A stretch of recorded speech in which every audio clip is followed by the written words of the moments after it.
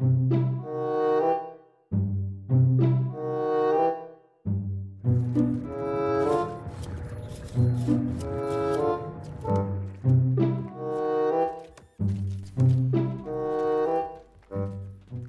all. So here we go. Pyrex Towers is soon to open. Now, to be honest, this is something I learned from pretty much playing through trial and error in this game. And there's so many kind of things that you just need to be aware of. Like, I mean, it sounds so crazy, but when you when you cook prisoners' food, having the ability to have the right amount of stoves and tables and serving things. I mean, it's almost ridiculous that we're even having to consider these things. But I just think it's just something that's pretty ridiculous about the game, is getting this whole flow right. It's almost like capacities. I always enjoy games where you have this there's kind of like a supply line. So Command and Conquer, for example, you pick up Tiberium, or even StarCraft. I mean, StarCraft's probably one of the most kind of resource centric games there is. It's all about getting the resource, getting it to the application, and then analyzing where the bottlenecks are. So how many collectors do you need and all that. This game, in a weird way, is no different, because if you don't cook enough meals for the prisoners, they go crazy. If there's not enough shower heads for the prisoners, then they go a bit crazy. If there's not enough cells, obviously they go crazy. If there's not enough activity, or if the yard isn't big enough, they go crazy. And I just kind of marvel at the writing or the programming behind this, because it is quite astonishing how people get this balance right. Anyway, in essence, what we have to make sure you do in any good prison, and Pyrex Towers is no example here, we have a good kitchen, and we've 4 stoves, 4 fridges, 2 sinks. And that just means, and you probably need at least 4 chefs. 2 to begin with, but as you get maybe more, you need more chefs. And pretty much making food is probably one of the, if you don't feed your prisoners, it's the surefire way to basically have a riot. Now, and again, you have to plumb and you have to power everything. So, some things like lights can be done through a kind of general proximity, but again, the utilities mode is lovely, it really is, and it's all about finding, and channeling something that makes a lot of sense. Now, it's worth bearing in mind that when you have the water pipes, you have 2 types, large and small. The large water pipe is big enough for a prisoner to crawl through.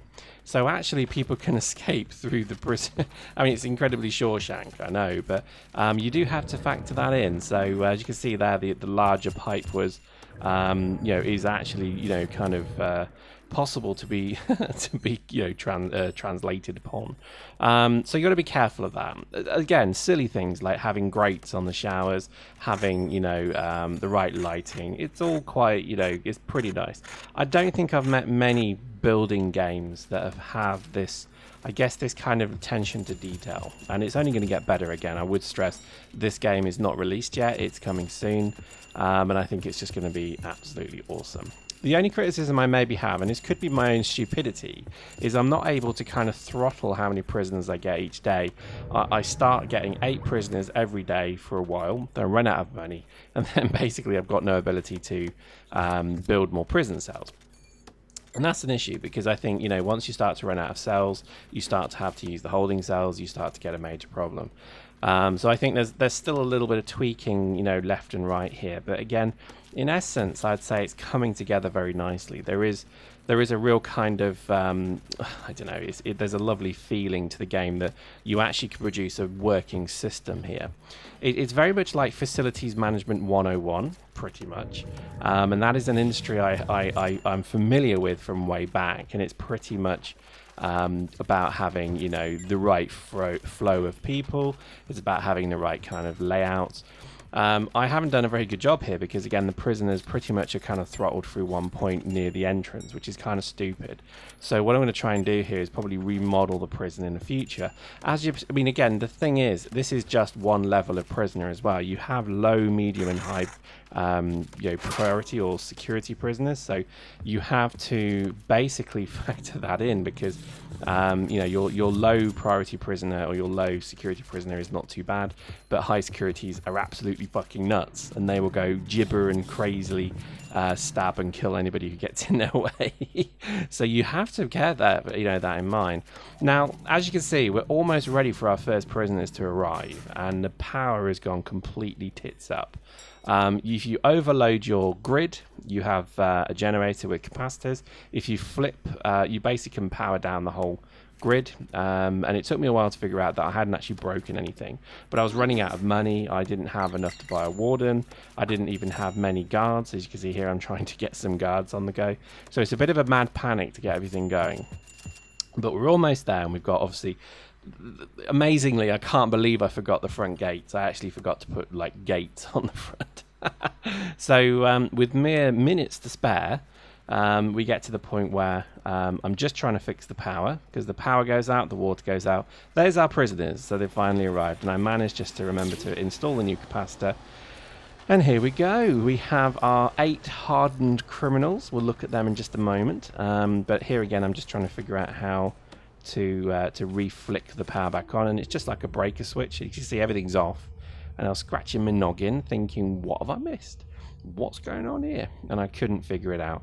And then I remembered that actually you have the ability to basically just switch things back on. I was trying to figure out, obviously, where to rewire something. Is it that? No, it wasn't that. And then eventually it clicks. Now again, the beauty of this is that I only have maybe a couple of guards, so this is bad. So let's get some more guards in. If you don't have enough guards, your prisoners are gonna cause you trouble. You can't open gates as well, although you can. I found you can actually right-click on gates. You can also set gates to open permanently, so that helps a bit. I mean, again, I think most of my previous riots have happened because I've had not enough wardens, and gates have been locked, and they've been stood there for half a day waiting for a gate to be opened, which you can imagine would annoy you, to be quite honest. So here we go. I'm almost figured it out. I'm thinking, do I need to repair it? And I'm basically being a complete idiot. And then there we go, power at last, and then the water starts flowing again. So we're just going to trip all of our capacitors, flip all the switches, and there we go. Our power is looking very healthy. And then if we go to utility view, we can actually see then our wonderful water flowing. And there we go. Well, it's starting to flow. But there we go. So again, I'm sure a lot of you, if you've watched any of the, if you've watched up to this point, you must have some form of interest in buildings and how buildings work and prisons and the whole kind of infrastructure. Because if you don't, what are you watching for? Seriously. I think it's because, I worked in construction for a while, and I think, I'm a bit of a nerd. This kind of stuff, it's generally interesting to me. But I like the way it's simple. I hate games where it's just too much, I think certain things like The Sims and Sim Tower to me was a beautiful one because it was nice, and you could just kind of, you could delve in as deep as you want to, or you can just run your pipes and just, to hell with it. I remember Sim City 4 had a really nice kind of, you could go subterranean, run your water pipes, and you could go kind of run your tubes, your subways, your metros, things like that. And it was nice. I really love those kind of games. But again, you play games to kind of take it easy. You don't really want to have to kind of, go into it in too much depth. So looking at our prisoners now, Andrew Zeder Ward is probably the most completely crazy one we've got. We've also seen little pictures that he's actually got a shiv on him, so we know that he's pretty much one to watch, let's say. Now, with only 8 prisoners, it's easy to manage them. You've got your wardens as well, so it's always good just to make sure your wardens are kind of doing their job. As you can see there, look, the gate kind of got in the way. I think these guys have got free time, so I think they're going to go and shower. So let's just go and make sure they're up to no good. Oh well, too late. Again, when you get things like CCTV, you can see more of the prison. But at the moment, you're pretty much relying on your wardens. Now, I may be missing something. I can't figure out how to make my wardens do particular routes. I think you can unlock here we go. So you can unlock a chief warden, or whatever they call it, and he maybe can then unlock certain positions that you can station, which would be very helpful. But I think that may be an unlock. In general, I think CCTV is probably the best way to go once you've got it, because you can actually see everything then. The biggest problem you'll have is that if you can't see your prisoners have rioted, you've got a problem, because they could be ambushing people. You also have on the bottom right lockdowns and such, where you can actually just lock everybody down. Everybody who's willing will actually go back to their cell as well, so you've got that kind of ability there as it stands. So Here we go. So the trudgery of day-to-day prison life begins. So it's pretty much a regime. Every morning you have to cook your prisoners breakfast. You have to allow them to shower. They come out their cells, they eat, they go back to their cells. They go and have a poo. And I'm not kidding. The sound effects of literally, 20 prisoners taking a dump is just the most frightening. I'm going to wake up screaming in the middle of the night with this horrible sound effect ringing through my ears because they've done a good job. It is gross. But the beauty of the game is that, that regime is pretty up to you. So you can see here, I'm actually controlling my own wardens here only because I want to make sure that they're I'm keeping an eye on my prisoners until I get CCTV and other stuff like that. The reason I've had riots and lost whole prisons before is because I've not really been watching them close enough. So that's kind of my grand plan. Also, I think just the ability to have the kitchens working properly. As you can see on the feed all prisoners one, you've got the red showing who's actually hungry and the green who's not. And it's strange because if all 8 prisoners or whatever it is go to feed, only 3 of them will actually eat. Okay, and that could be because they turn up on the day. After you get to the point where I think they stop turning up, if that happens, I haven't found that yet, chances are that everybody will eat every day at the same time. But at the moment, it's a bit intermittent. It could be a bug, who knows? But I think in general, the game is there really to draw out a very nice management sim with a lot of charm.